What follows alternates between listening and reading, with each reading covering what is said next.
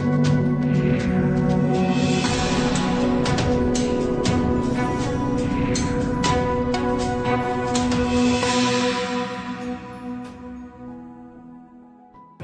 करेगी किसान।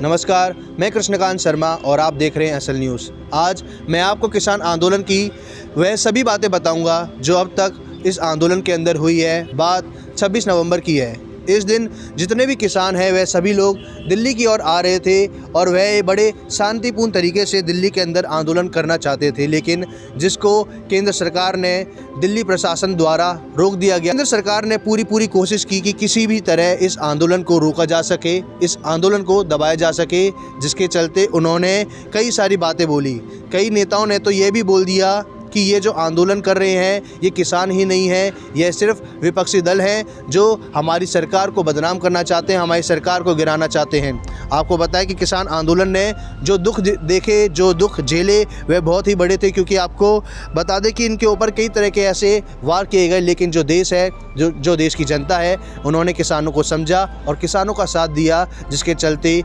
बीजेपी की जो दाल है वो नहीं गल सकी और इसके बाद बीजेपी को किसानों के सामने झुकना पड़ा और उन्होंने कहा कि हम किसानों से बात करना चाहते हैं। उन्होंने किसानों के साथ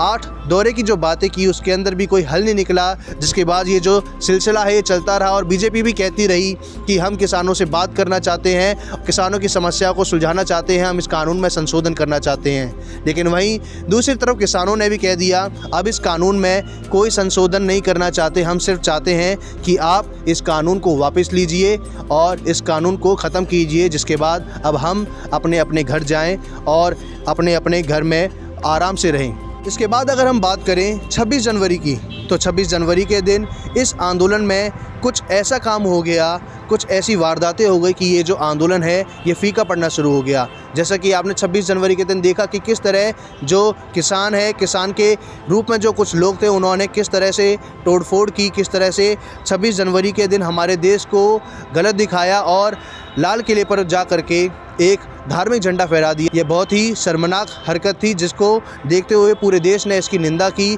कि इस तरह की जो हरकतें हैं वो हमारे देश में नहीं होनी चाहिए। और इसके बाद जो ये कानून है, ये जो आंदोलन है, ये फीका होने लगा और धीरे धीरे सभी किसान लोग, सभी किसान भाई डर के मारे अपने अपने घर की तरफ जाने लगे। लेकिन वहीं पर राकेश टिकैत के जो आंसू थे वो काम आए, क्योंकि लोगों ने, जनता ने उस आंसुओं को देखा, उनको समझा और उसके बाद जो इस आंदोलन को एक राजनीतिक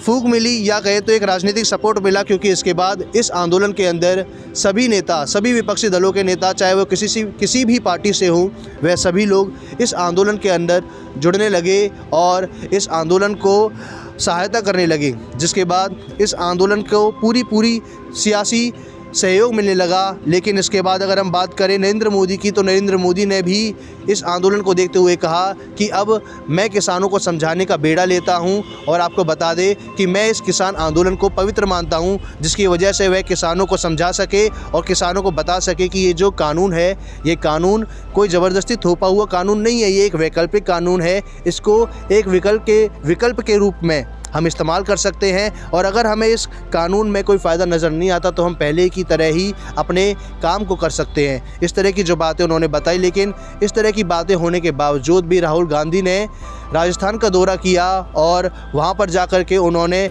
इस तीनों कानून की कमियाँ बताई और उन्होंने यहाँ तक कि लोकसभा में यह निशाना साधते हुए कहा कि हाँ, ये जो कानून है ये 3 विकल्प देता है। पहला भूख, दूसरी बेरोज़गारी और तीसरी आत्महत्या। बढ़िया चलेगा आंदोलन, ठीक चलेगा, देश का किसान आंदोलन चलेगा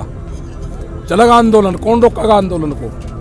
इस तरह की जो बातें हैं राहुल गांधी ने की। और उसके बाद अगर हम राकेश टिकैत की बात करें तो राकेश टिकैत ने भी कहा कि मैं पंजाब और हरियाणा के गांव में जाकर महापंचायत करूंगा और अधिक से अधिक किसानों को जोड़ने की कोशिश करूंगा। तो सीधे तौर पे देखा जाए तो अब ये जो आंदोलन है, ये एक आंदोलन, इसकी गूंज संसद भवन में भी चली गई है और अब इसको पूरी सियासी जो सहयोग है वो मिल रहा है और आगे चल के हो सकता है कि इस कानून को वापस लिया जाए, क्योंकि इसके पास अब सियासी सहयोग भी है और सभी किसान जो हैं इससे नाराज़ है, इससे दुखी है। इसी तरह की तमाम बड़ी खबरों को देखते रहने के लिए देखते रहे असल न्यूज़।